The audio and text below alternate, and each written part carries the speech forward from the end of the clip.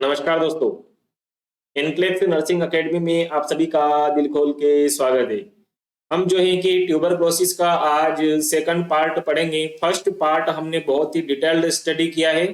आप लोग प्लेलिस्ट में जाकर के देख सकते हैं। सीएचओ वाला पॉइंट मिलेगा, उसमें ट्यूबरक्लोसिस के नाम का थंबनेल दिखेगा जिसमें फर्स्ट पार्ट अपलोडेड है। ठीक है, और आज जो है अपन सेकंड पार्ट पढ़ रहे हैं। पहले आप फर्स्ट पार्ट को पढ़िएगा, उसके बाद सेकंड पार्ट पे आइएगा, आपको इजीली सब चीजें समझ में आ जाएगी।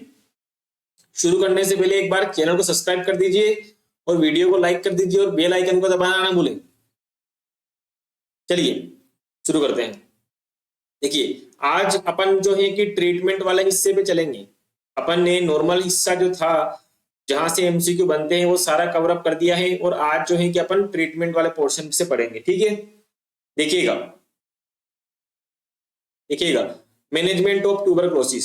मैनेजमेंट ऑफ ट्यूबरक्लोसिस में देखिएगा कि इसमें क्या आता है, डोट्स आता है। क्या आता है? डोट्स आता है। अब ये डोट्स क्या होता है भाई? देखो, डोट्स में भारत सरकार की गाइडलाइन ये कहती है कि मरीज को पूरा इलाज दो।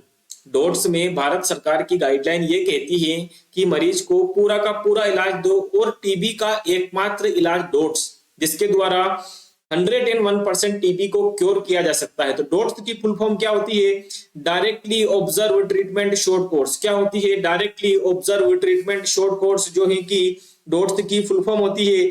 और एमसीक्यू पूछा जाएगा आपसे, एमसीक्यू पूछा जाएगा कि एनटीपीसी प्रोग्राम कब आया था? क्या नेशनल ट्यूबरक्लोसिस प्रोग्राम कब आया था? तो नेशनल ट्यूबरक्लोसिस प्रोग्राम आया था 1962 के अंदर। कब आया था? 1962 के अंदर जो है कि नेशनल ट्यूबरक्लोसिस प्रोग्राम आया था। और एग्जामिनर आपसे क्वेश्चन पूछ सकता है कि anti national tuberculosis control programme को रिवाइज करके रिवाइज्ड नेशनल ट्यूबरक्लोसिस प्रोग्राम कब बनाया गया? तो एनटीसीपी को रिवाइज किया और बनाया गया रिवाइज्ड नेशनल ट्यूबरक्लोसिस प्रोग्राम। कब दोस्तों? 1992 के अंदर क्वेश्चन पूछा गया है। कब बनाया गया है? 1992 के अंदर। क्लियर है? और जब प्रोग्राम को रिवाइज किया गया तो इसके अंदर क्या लाया गया? डोट्स, यानी कि direct observe treatment short course को लाया गया। और क्वेश्चन पूछ सकता है कि डोट्स कब आया? तो 1993 के अंदर जो है कि डोट्स आया। क्लियर है?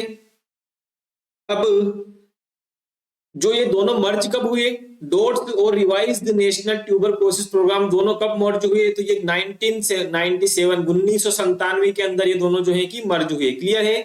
ये एमसीक्यू बहुत ही शॉर्ट लेवल में आपसे पूछे जा सकते हैं, सीएचओ के अंदर काफी इंपॉर्टेंट है। अब मैं आगे तभी बढ़ूंगा जब आप एक बार चैनल को सब्सक्राइब करेंगे और वीडियो को लाइक करेंगे। मुझे कमेंट करना ना भूले, क्योंकि आपका एक कमेंट मुझे मोटिवेशन देता है कि मैं कल इसी टाइम पे नेक्स्ट वीडियो अपलोड करूं। ठीक है, देखिए, मुझे लगता है आप लोगों ने कमेंट और सब्सक्राइब कर दिया होगा, तो मैं आगे बढ़ जाता हूं, है ना।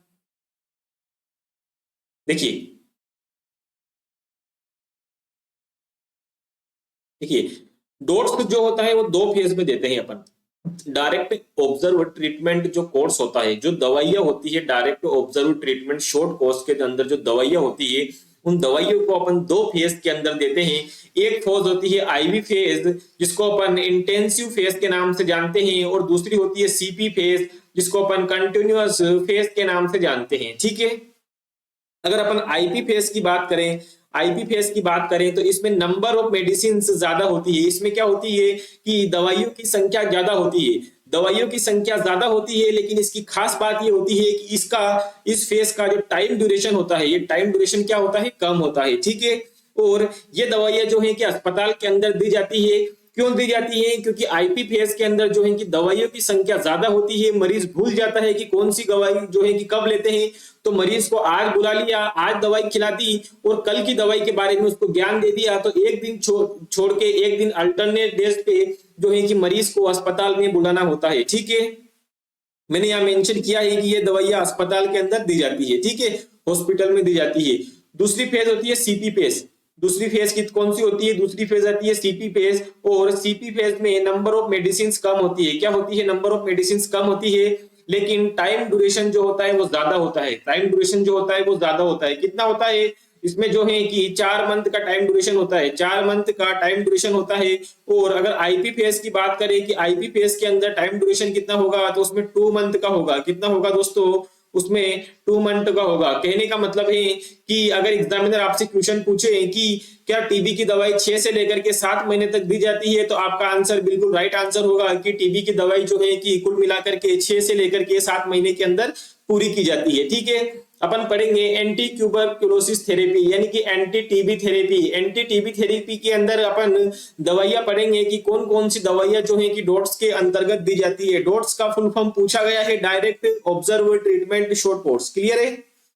चलिए आगे देखिए, दवाइयों की बात करें तो फर्स्ट लाइन जो एंटी टीबी ड्रग्स है, एंटी टीबी थेरेपी जो है फर्स्ट लाइन, यह ज्यादा इफेक्टिव होती है और इनके साइड इफेक्ट बहुत ही कम देखने को मिलते हैं, जिसमें पहली होती है पायराजिनामाइड, दूसरी होती है इथाम्ब्यूटोल और तीसरी होती है रिफाम्पिसिन, चौथी होती है आइसोनियाजाइड एंड पांचवी होती है स्ट्रेप्टोमाइसिन। ठीक है, अब मैं आपको बताना चाहूंगा कि पायराजिनामाइड को जो है कि जेड से अपन डिनोट करेंगे, पायराजिनामाइड को अपन जेड से डिनोट करेंगे, इथाम्ब्यूटोल को अपन ई से डिनोट करेंगे और रिफाम्पिसिन को अपन आर से डिनोट करेंगे और आइसोनियाजाइड को जो है कि अपन एच से डिनोट करेंगे और स्ट्रेप्टोमाइसिन को जो है कि अपन एस से डिनोट करेंगे।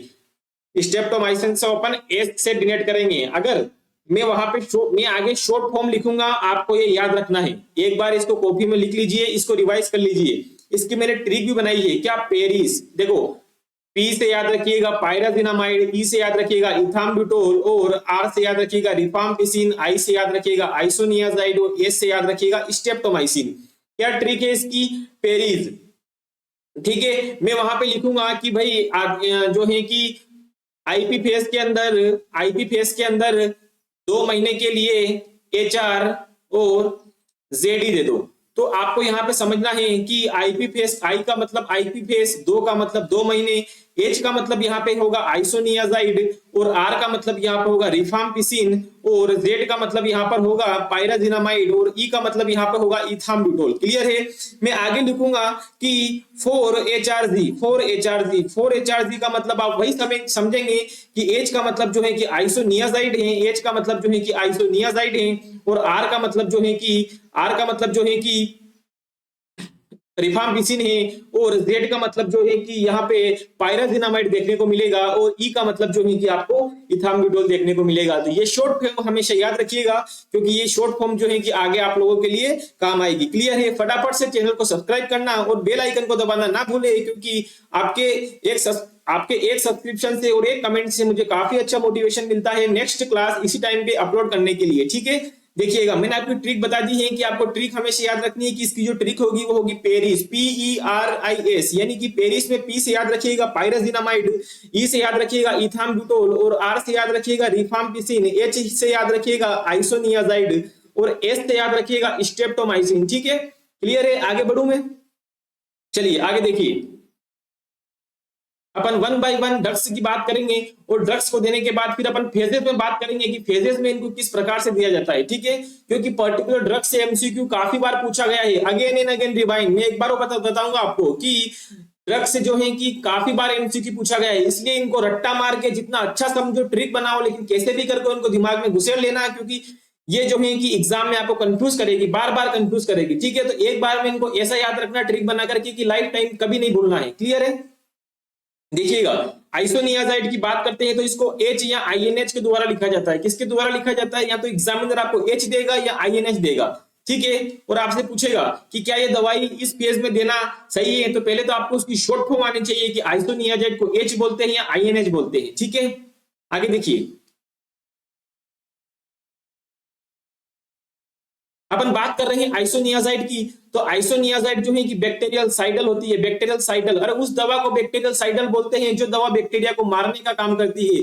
जो दवा बैक्टीरिया को मारने का काम करती है उस दवाई को अपन बोलते हैं बैक्टीरियोसाइडल। तो आइसोनियाजाइड कैसी दवाई है? बैक्टीरियोसाइडल दवाई है। ठीक है, इसकी डोज की बात करें तो 600 mg जो है कि इसकी डोज दी जाती है और यह क्या करती है? विटामिन बी के एब्जॉर्प्शन को डिक्रीज करती है। अब यहाँ पे कंफ्यूज होने वाली बात नहीं है, विटामिन बी यानी कि B6 भी हो सकता है, B12 भी हो सकता है। यहाँ पर विटामिन B12 के एब्जॉर्प्शन को डिक्रीज करने का काम करती है। कौन करती है? आइसोनियाजाइड करती है। तो हमेशा याद रखिएगा जो है कि एग्जामिनर क्वेश्चन पूछ सकता है कि विटामिन बी के एब्जॉर्प्शन को कौन सी टीबी की दवाई जो है कि रोकती है। तो आइसोनियाजाइड जो दवाई होती है वो हमेशा विटामिन बी के एब्जॉर्प्शन के रोकने का काम करती है। और विटामिन बी जो होता है वो अपनी बॉडी में काफी इंपोर्टेंट भूमिका निभाता है। क्या निभाता है? काफी इंपोर्टेंट भूमिका निभाता है। तो अब अपन इस दवा के साइड इफेक्ट के बारे में बात करेंगे। देखो, विटामिन बी की जो बॉडी में इंपोर्टेंस होती है वो सारी इंपोर्टेंस दवाई के खाने के बाद खत्म हो जाएगी। तो विटामिन बी की कमी के कारण जो रोग होते हैं उन सभी रोगों को इसको साइड इफेक्ट के अंदर अपन मेंशन करेंगे। ठीक है, तो इसमें देखिएगा साइड इफेक्ट क्या क्या होंगे। देखो, साइड इफेक्ट की भी मैंने एक ट्रिक बनाई है, आपको याद रखना है। Change, CHANGE, change.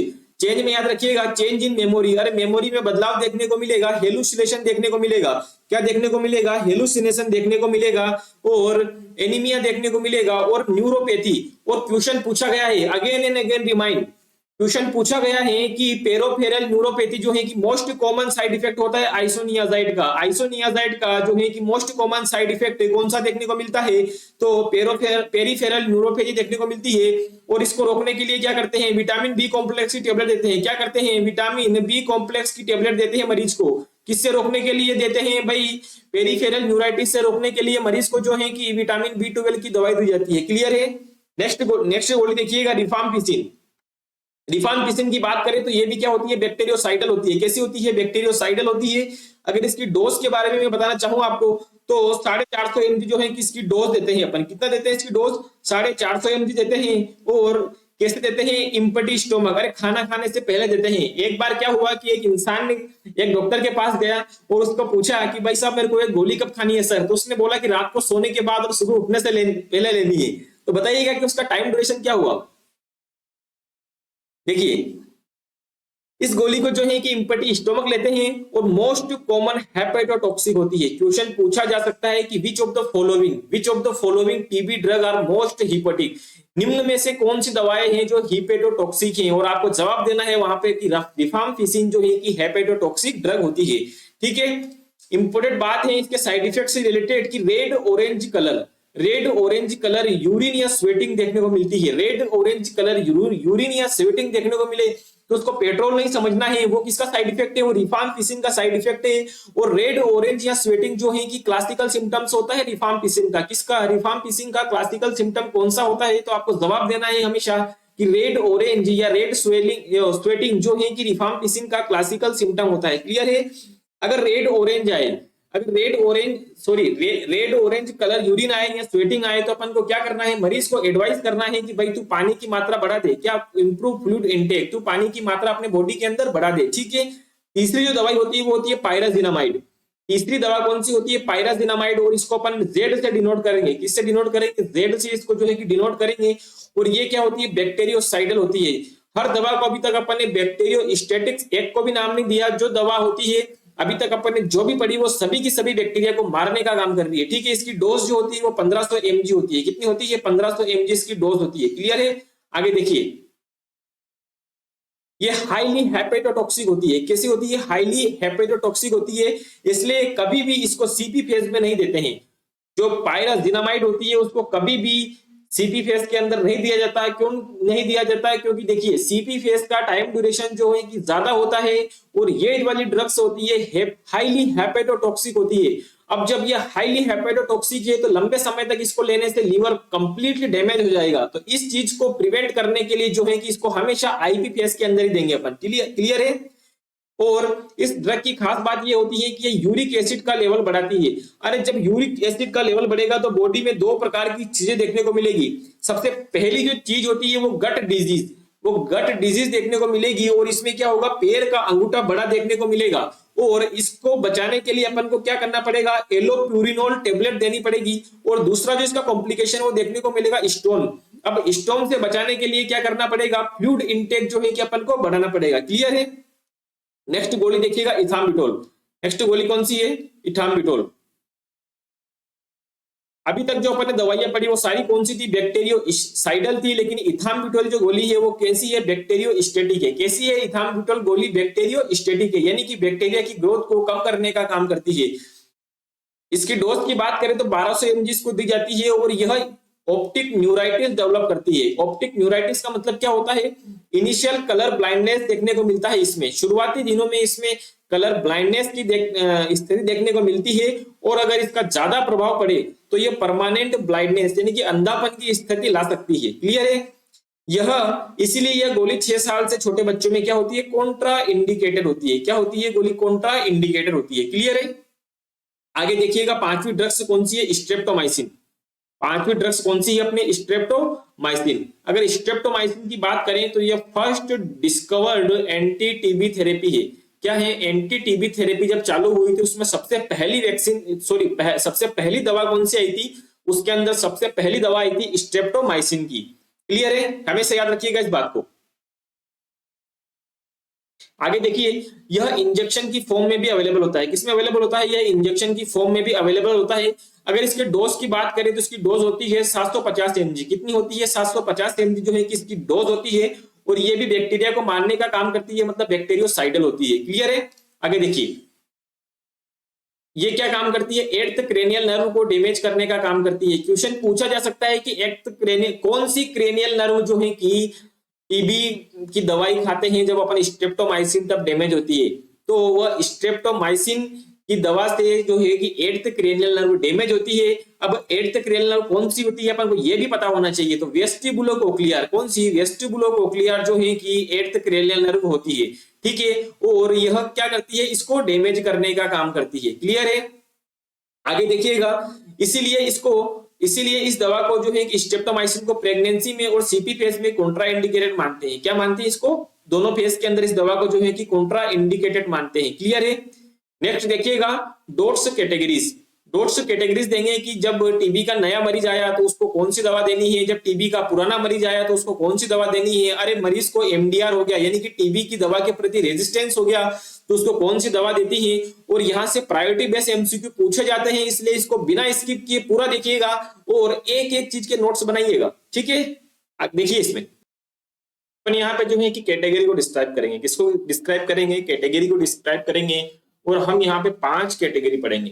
टोटल 5 प्रकार के टीबी के मरीज होते हैं, नए पुराने एमडीआर सभी को मिलाकर के 5 प्रकार के जो है कि टीबी के मरीज होते हैं। ठीक है?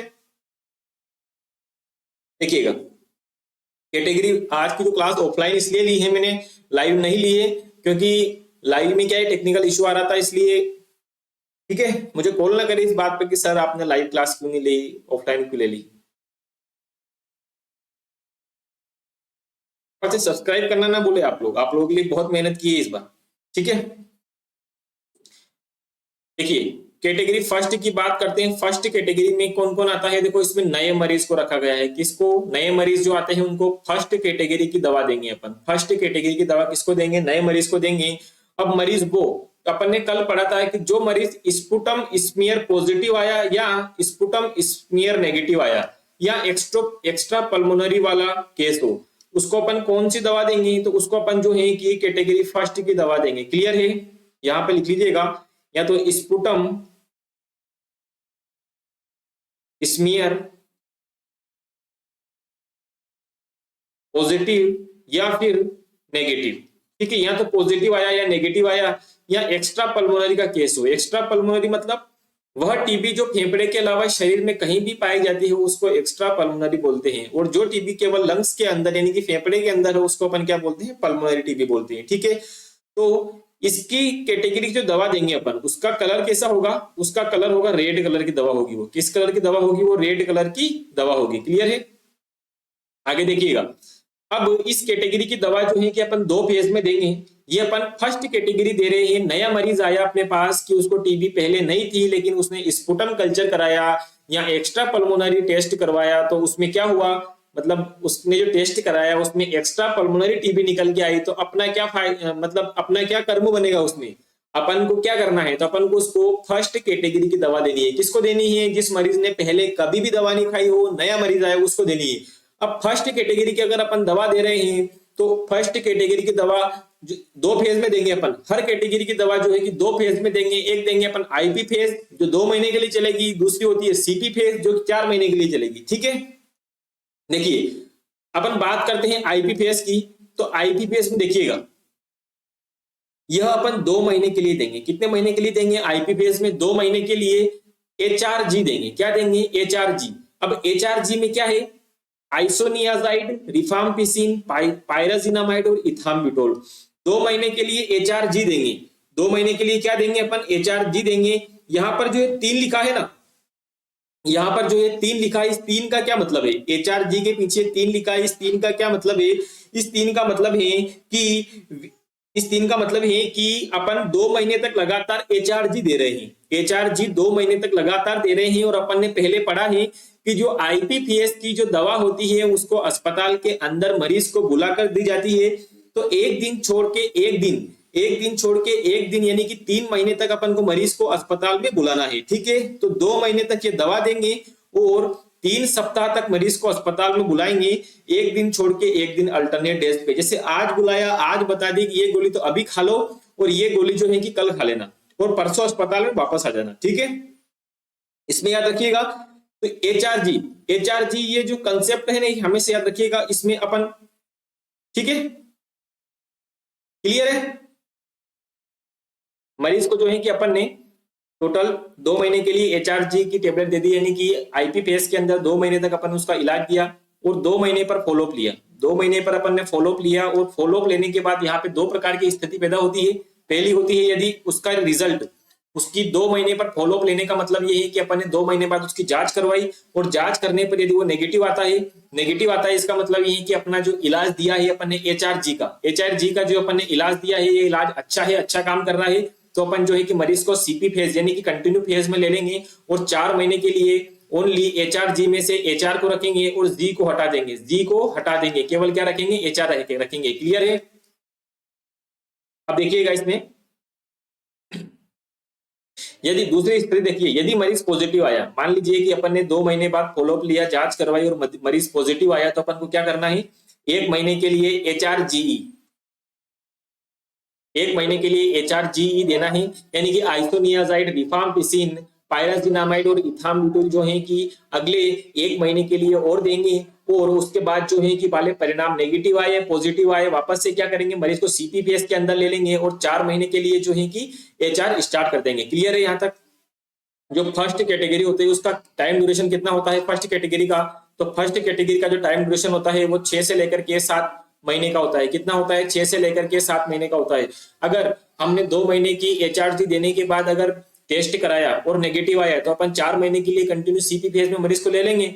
लेकिन स्थिति क्या बनती है कि अपन ने 2 महीने के लिए HRG का ट्रीटमेंट दिया और उसके बाद उपचार लेने के बाद भी मरीज पॉजिटिव आता है, तो अपन उसको 1 महीने की और HRG देंगे, उसके बाद जो है कि अपन 4 महीने की CP फेज देंगे, तो कुल मिलाकर के वहां पे 7 महीने हो जाते हैं। ठीक है, तो एग्जामिनर क्वेश्चन घुमाएगा और आपसे पूछेगा कि इसका ट्रीटमेंट कितना, ड्यूरेशन कितना होता है? तो 6 से लेकर के 7 महीने का होता है। ठीक है, ये अपनी होगी कैटेगरी फर्स्ट की बात हो गई। कैटेगरी फर्स्ट को मैं एक बार रिवाइज करवा देता हूं, आप थोड़ा कंफ्यूज लगेंगे मुझे इसमें। मैं इन सबको माइनस करके एक बार और फिर सबको रिवाइज करा देता हूं आपको।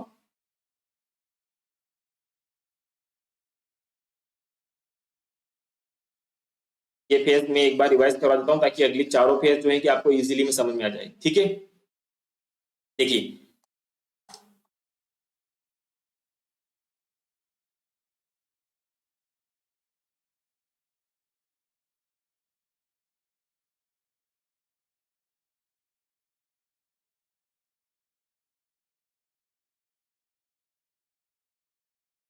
अपन कौन सी कैटेगरी की ड्रग पढ़ रहे हैं? अपन टीबी के अंदर जो है कि फर्स्ट कैटेगरी की ड्रग्स पढ़ रहे हैं। कौन सी ड्रग्स पढ़ रहे हैं? फर्स्ट कैटेगरी की ड्रग्स पढ़ रहे हैं। और यह किस मरीज को देंगे अपन? जो मरीज नया आया है, जो मरीज अपने पास पहली बार आया है, उसने पहले कभी भी भूतकाल में पहले कभी भी उसने जो है कि टीबी की दवाई नहीं खाई है और आपके पास जो है कि टीबी के लक्षण लेके आया था, आपने उसका स्पुटम कल्चर कराया और वो पॉजिटिव आ गया, चाहे वो एक्स्ट्रा पल्मोनरी हो या पल्मोनरी हो। ठीक है, अब उसको क्या करना है? अपन को फर्स्ट कैटेगरी की दवा देनी है। अब फर्स्ट कैटेगरी की जो दवा होती है उसका कलर कैसा होता है? रेड कलर की दवा होती है सबसे पहली बात। अब मरीज को जो है कि अपन 2 फेज के अंदर दवा स्टार्ट करेंगे। सबसे पहली फेज होगी इसमें IP फेज।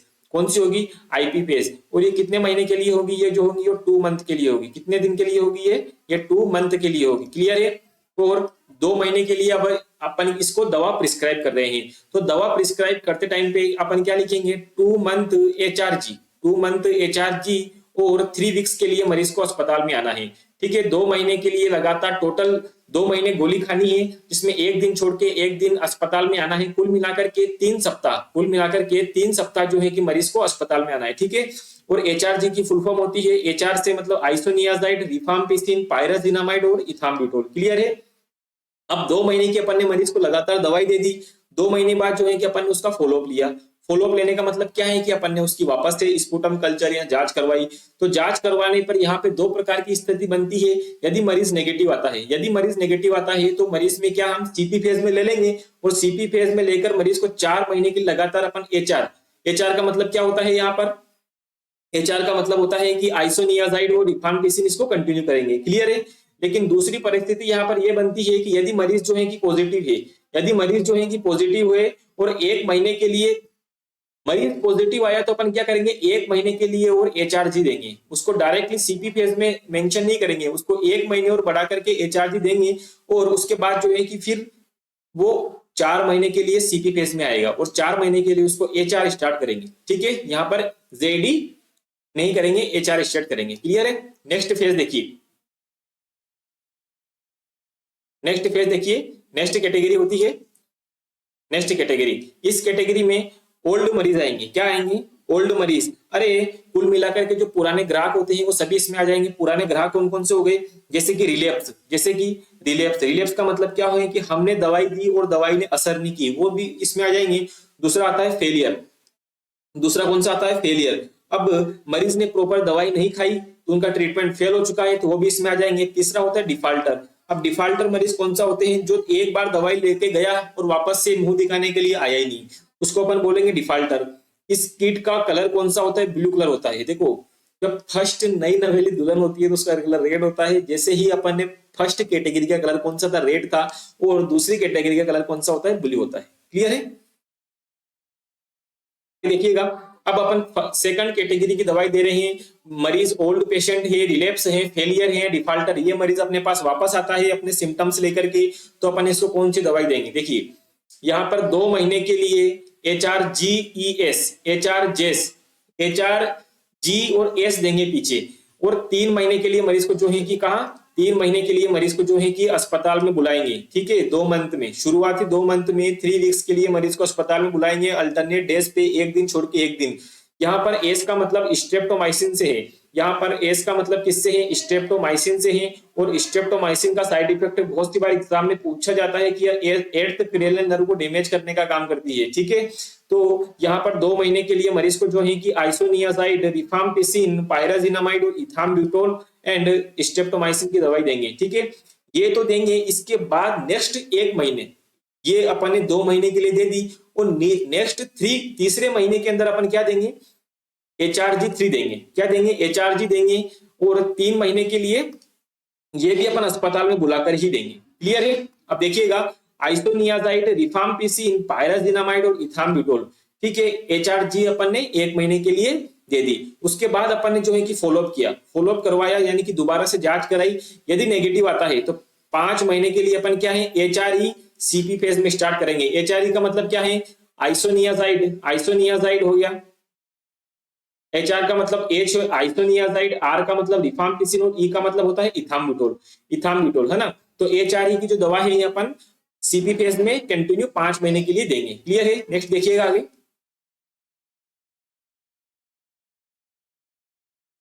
ये तो बात होगी कि अगर मरीज जो है कि इसमें नेगेटिव आया, लेकिन यहाँ पे दूसरी स्थिति बनती है कि यदि मरीज पॉजिटिव आया, तो क्या करेंगे अपन, नेक्स्ट 1 मंथ और उसको HRG देंगे। ठीक है। और उसके बाद अपन जांच नहीं कराएंगे, मरीज को डायरेक्टली अपन सीपी फेज में ले लेंगे और 5 महीने के लिए HRE कंटिन्यू करेंगे। क्लियर है। टोटल ड्यूरेशन जो है इसका 9 मंथ का हो जाता है, 8 से लेकर के 9 मंथ का इस फेज का हो जाता है। ठीक है। नेक्स्ट ड्रग आती है कैटेगरी थर्ड, जिसको अपन क्या बोलते हैं, कैटेगरी थर्ड की दवा किसमें आती है, MDR TB, यानी कि मल्टी ड्रग रेजिस्टेंट TB के अंतर्गत आती है। यानी कि when patient are resistant to isoniazid और रिफाम्पिसिन, जब मरीज जो है कि आइसोनियाजाइड एंड रिफाम्पिसिन के अगेंस्ट रेजिस्टेंस शो करता है, यानी कि उसने कुछ दिन दवाई खाई, फिर छोड़ दी, फिर अगले दिन ले ली, फिर छोड़ दी, तो ऐसे क्या होता है, मरीज में दवाई के प्रति जो है कि रेजिस्टेंस शो होने लगती है। तो उस स्थिति में अपन को क्या करना है, तो जब भी MDR TB आएगा तो उसके लिए DOC कौन सी रहेगी, ड्रग ऑफ चॉइस, या तो लेनोजाइड रहेगी, या अगर ऑप्शन में लिवोफ्लोक्सासिन हो तो दोनों राइट आंसर जाएंगे। या तो डीएसी डीओसी की बात करें ड्रग ऑफ चॉइस की, तो या तो लेनोजोलिड रहेगी या फिर लिवोफ्लोक्सासिन रहेगी। क्लियर है? इसका जो टाइम ड्यूरेशन होता है टोटल वो होता है 24 से लेकर के 27 मंथ। नेक्स्ट कैटेगरी होती है पांचवी, इसमें क्या होता है, इसमें पेशेंट कैटेगरी का दूसरा नाम होता है एक्सडीआर टीबी, यानी कि एक्सटेंसिव ड्रग रेजिस्टेंस टीबी, यानी कि patient are resistant to MDR TB treatment. जो अपन ने एमडीआर का ट्रीटमेंट दिया है उसके प्रति भी अगर पेशेंट जो है कि रेजिस्टेंस शो करे तो उसको अपन को क्या देना है, मोक्सीफ्लोक्सासिन देनी है। कि क्या देनी है, डीओसी क्या रहेगी इसके अंदर, मोक्सीफ्लोक्सासिन रहेगी। उसका टाइम ड्यूरेशन कितना रहेगा, 24 से लेकर के 30 मंथ। ठीक है, आप लोग मुझे नेक्स्ट 9 बजे की क्लास में मिलेंगे, आज संडे ही, आज ही के दिन। ठीक है, नेक्स्ट 9 बजे अपन लाइव क्लास लेंगे और लाइव क्लास में जो है कि काफी स्टूडेंट को जुड़ना है आप में से। क्लियर है?